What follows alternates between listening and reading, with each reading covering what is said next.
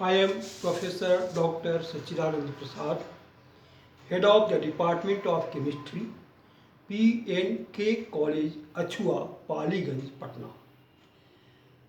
Today, I want to explain the topic isomerism in coordination compounds. इसे हिंदी में कहते हैं उप सह संयोजन यौगिकों में समावयवता.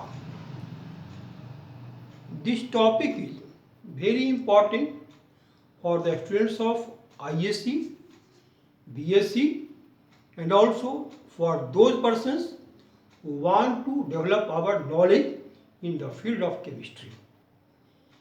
If useful to you,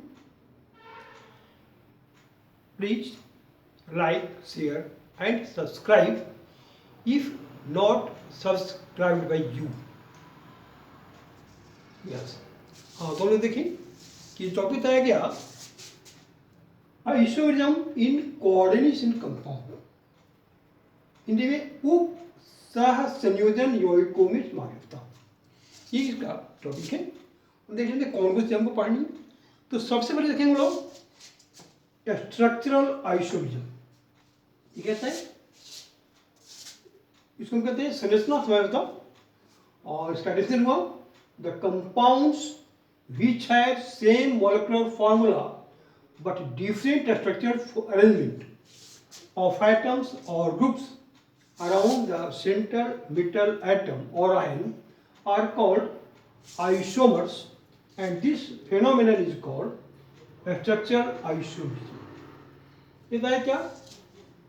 वे यौगिक कंपाउंड्स जिनके मॉलिक्यूलर फॉर्मूला सेम है परंतु उनके स्ट्रक्चरल फॉर्मूला चेंज इस कारण से होता है कि उसमें उपस्थित एटम या ग्रुप सेंट्रल मेटल एटम या आयन के चारों किस प्रकार से व्यवस्थित है.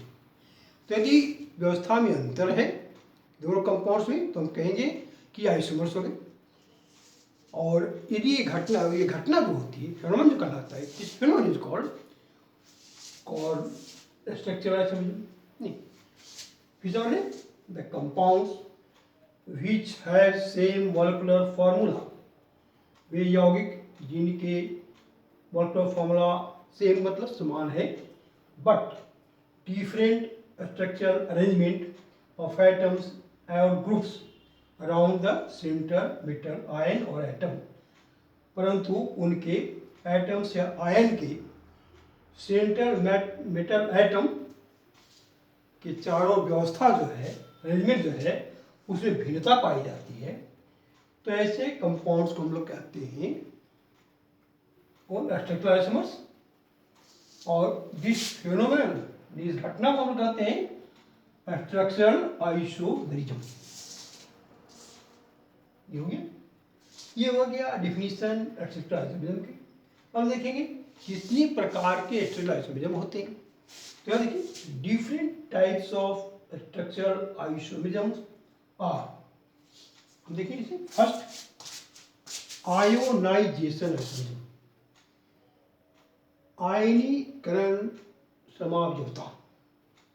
The isomers which have same molecular formula, निवेश में जिनके मोलेक्युलर फॉर्मूला सेम है but gives different complex ions and counter ions, परंतु भिन्न प्रकार के कॉम्प्लेक्स आयन या काउंटर आयन देते हैं. इन एक्वस सोल्यूशन जलीय घोल में आर कॉल्ड आयनेशन आइसोमर्स. ऐसे कंपाउंड्स को हम कहते हैं ionisation isomers. And this phenomenon is called ionisation isomerism. और इस फेनोमेनन को हम लोग आयनेशन आइसोमेरिज्म कहते हैं. अब यहाँ देखिए इनके एग्जाम्पल्स क्या हैं. For example two ionisation isomers of CONH3 whole 5 NO3 SO4 are दो एग्जाम्पल्स. दो इसमें दो वो आयनेशन आइसोमर्स हैं. ए में है CONH3 whole 5 NO3 SO4 और दूसरा है CONH3 whole 5 SO4 NO3. यह देखिए इस कंपाउंड में SO4 स्क्वायर ब्रैकेट के बाहर है। इस कंपाउंड में NO3 स्क्वायर ब्रैकेट के बाहर है, इसमें NO3 लिगैंड है और इसमें SO4 लिगैंड है। यहाँ काउंटरायन सल्फेट है, या काउंटरायन नाइट्रेट है। और ये जो अगर एक्वस सोल्यूशन आते हैं, जलीय बनाते हैं, एक्वस सोल्यूशन लेते हैं, तो ये दोनों आयनाइजेशन होंगे। CuNH3O5NO3 2+ ion plus SO4 2- ion. मतलब यहाँ कॉम्प्लेक्स आयन जो है इस पर +2 चार्ज हुआ और सल्फेट आयन पर -2 चार्ज हुआ। ऐसे देखते हैं, जिस कंपाउंड में आयनाइजेशन के बाद CuNH3O5SO4 plus charge plus NO3 - charge. जिसमें क्या हुआ, ये जो कॉम्प्लेक्स आयन जो मिला इस पर चार्ज कम है, एक कम हो गया। फिर क्या है, इनके लिगैंड से भी डिस्टेंस है। फर्स्ट में लिगैंड NO3 था, सेकंड रैंक कौन सा हो गया, SO4 हो गया। देखिए NO3 NH3 दोनों में है, लेकिन यहाँ पर काउंटरायन NO3 हो गया। यहाँ पर काउंटरायन फर्स्ट कंपाउंड में SO4 और सेकंड कंपाउंड में NO3। फर्स्ट कंपाउंड में कॉम्प्लेक्स आयन CuNH3O5NO3 2+ आयन और सेकंड कंपाउंड में कॉम्प्लेक्स आयन CuNH3O5SO4 आयन। इसको ऐसे देखते हैं क्या कि ये जो है दोनों कंपाउंड जो हैं वो आयनाइजेशन आइसोमर्स के उदाहरण हैं। ये हो गया। आयनाइजेशन आइसोमर्स क्या है इनके बारे में अब देखिए हम लोग। हाइड्रेट और सोलवेट आइसोमर। तो हाइड्रेट मतलब क्या हुआ, जलीय सामग्री, मतलब जल के कारण जो सामग्री उत्पन्न होती है तो हम कहते हैं हाइड्रेट आइसोमर्स। यहाँ देखिए द आइसोमर्स विच है, विच यहाँ पर लिखा है, the isomers which have same molecular formula but water molecules may occur inside the square bracket as ligand and outside the coordination sphere as a water of hydration are called hydrate isomers, and this phenomenon is called hydrate or solvate isomerism. इसका फिर से हिंदी क्या कहता है, the isomers which have same molecular formula, way isomers जिनकी molecular formula same है, molecular formula same है, but लेकिन वाटर मॉलिक्यूल में ऑक्यूर इनसाइड, परंतु वाटर मॉलिक्यूल जो है स्क्वायर ब्रैकेट के अंदर हो सकता है या स्क्वायर ब्रैकेट बाहर भी हो सकता है। नहीं तो अगर अंदर होगा तो लिगैंड होगा, और अगर स्क्वायर ब्रैकेट बाहर होगा तो क्या होगा, वो हाइड्रेट वाटर ऑफ हाइड्रेशन कहलाएगा। तो ऐसा है कि वाटर मॉलिक्यूल्स अगर लिगैंड के रूप में है तो अलग आइसोमर्स हो गए, और हाइड्रेट ग्रुप में है तो अलग आइसोमर्स हो गए। तो इस प्रकार से क्या, outside the coordination sphere as a water of hydration है ना, तो ये हो गया और कॉल्ड हाइड्रेट आइसोमर्स। इसको कहेंगे हाइड्रेट आइसोमर्स, जिसमें वाटर मॉलिक्यूल्स स्क्वायर ब्रैकेट के अंदर हो तो लिगैंड होगा, स्क्वायर ब्रैकेट के बाहर हो तो वाटर ऑफ हाइड्रेशन होगा। तो इस प्रकार से जो कंपाउंड्स बनते हैं उन सबको कौन लोग कहते हैं, क्या उन सबको लोग कहते हैं हाइड्रेट आइसोमर्स। और ये फेनोमेनन जो है, फेनोमेनन को हम कहते हैं, दिस फेनोमेनन, इस फेनोमेनन को हम कहते हैं क्या, हाइड्रेट और सोलवेट आइसोमरिज्म। तो ये हो गया हाइड्रेट आइसोमरिज्म। एग्जाम्पल्स देखें क्या क्या एग्जाम्पल्स हैं। तो इसे एक ही कंपाउंड से 3 प्रकार के यहाँ पर आइसोमर्स मिल रहे हैं। कंपाउंड जो है इसमें क्या है, CrH2O6Cl3, इसमें 6 वाटर मॉलिक्यूल्स जो हैं सभी लिगैंड ग्रुप में हैं, और कॉन्ट्रास्ट में क्लोरीन है, 3 एटम्स। यहाँ पर 2 देखते हैं, दूसरा देखते हैं इसमें CrH2O5Cl2H2, इसमें क्या है 5 वाटर मॉलिक्यूल्स लिगैंड से, एक क्लोरीन लिगैंड हो गया, और Cl2 कॉन्ट्रास्ट में बाहर है और वाटर भी बाहर है। तो यहाँ पर जैसो इसको हम कहेंगे कि ये हाइड्रेट आइसोमर्स हैं, क्योंकि वाटर अंदर भी है और बाहर भी है, जबकि इसमें सारा वाटर अंदर है। तो इस प्रकार से 5 वाटर मॉलिक्यूल लिगैंड ग्रुप में हुए और एक वाटर मॉलिक्यूल जो हुआ वाटर ऑफ हाइड्रेशन ग्रुप में।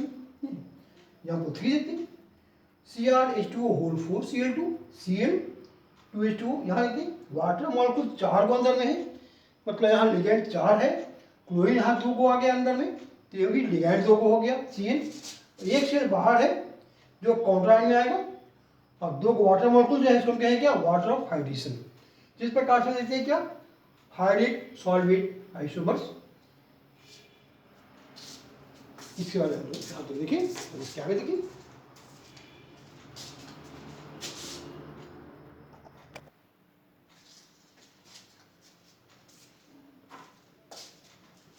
हम लोग देखेंगे एक थर्ड कोऑर्डिनेशन आइसोमरिज्म जो स्ट्रक्चर का थर्ड पॉइंट है। तो तीसरा एक्सटर्नलिज्म का उदाहरण जो है कोऑर्डिनेशन आइसोमरिज्म है। उप सह संयोजन समावयवता इन्हें कहते हैं। इसका डिफिनेशन कहता है when isomerism is arises from the interchange of ligands between cationic and anionic entity of different metal ions present in complex is called coordination isomerism, and compounds are coordination coordination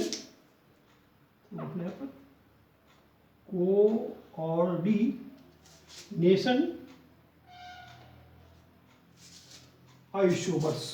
लिखता है क्या, when isomerism is arise from the interchange of ligands between cationic and anionic entity. यदि 2 complex ions एक साथ mix होकर के और बड़ा सा कॉम्प्लेक्स बनाते हैं जिसमें 2 अलग सेंट्रल एटम्स के साथ लिगैंड्स अलग अलग जुड़े हुए हैं, तो उसमें लिगैंड जो है जो उनका इंटरचेंज होता है, पहले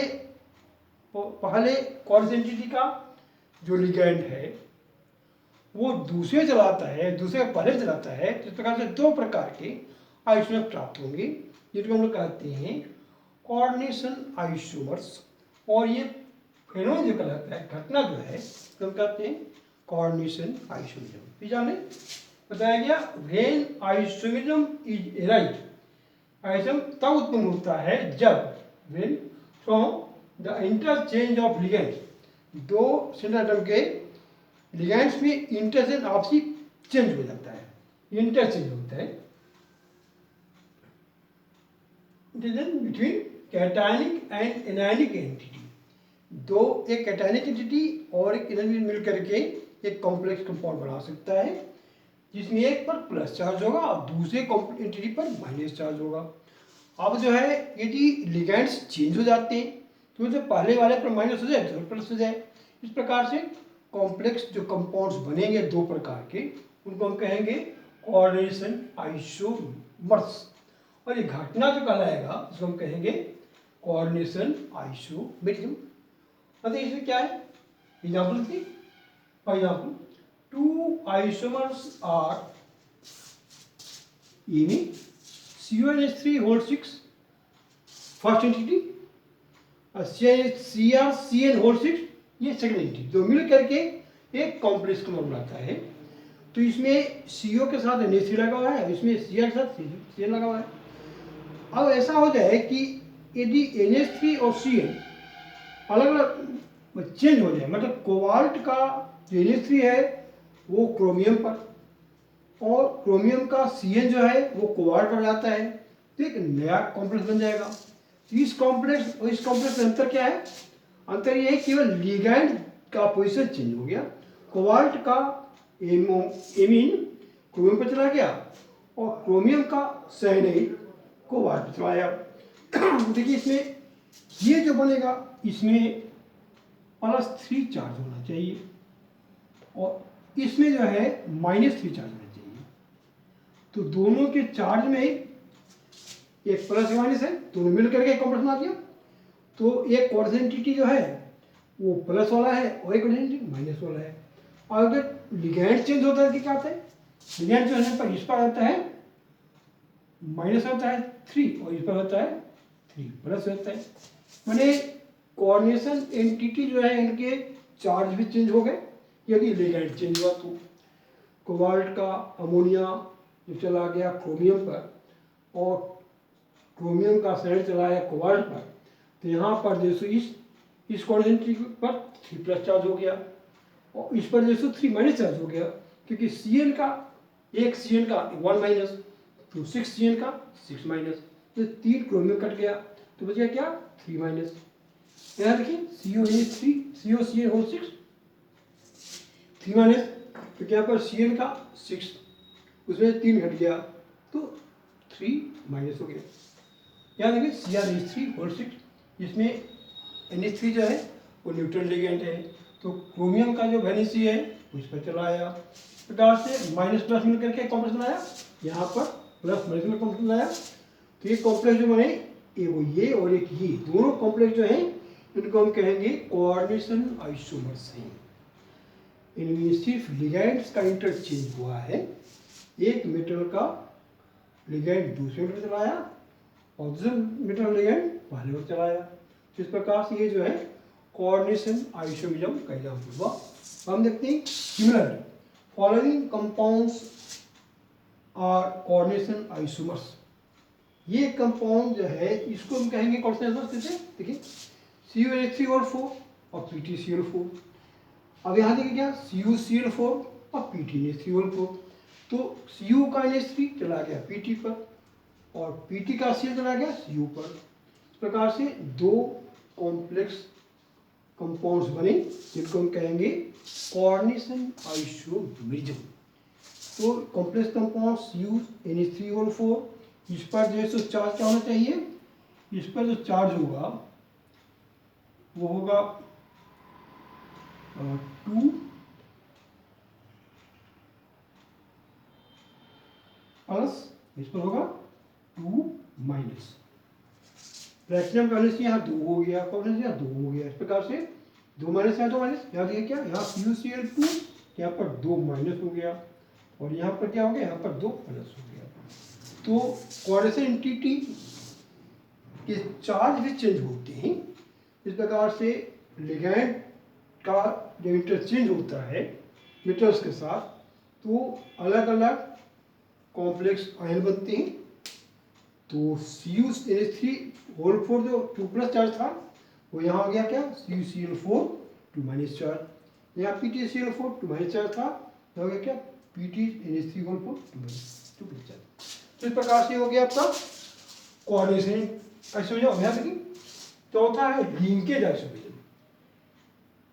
यहाँ देखिए the compounds which have the same molecular formula but differ in the mode of attachment of a ligand to the metal atom or ion are called linkage isomers, and this phenomenon is called linkage isomerism. अभी क्या करते हैं, the compounds which have the same molecular formula, way compound जिनके molar same है but differ in the mode of attachment, परंतु ligand के mode of attachment जो है वो डिफर कर जाते हैं। तो ऐसे कंपाउंड्स किसके साथ अटैचमेंट है, जैसे सेंट्रल एटम या आयन के साथ जो लिगैंड का अटैचमेंट जो है वो मोड ऑफ अटैचमेंट चेंज हो जाता है। तो ऐसे कैसे क्या कहेंगे, जो आइसोमर्स मिलेंगे उनको हम कहेंगे लिंकेज आइसोमर्स, और ये फेनोमेनन जो है घटना जो है इसको हम कहेंगे लिंकेज आइसोमेरिज्म। Linkage linkage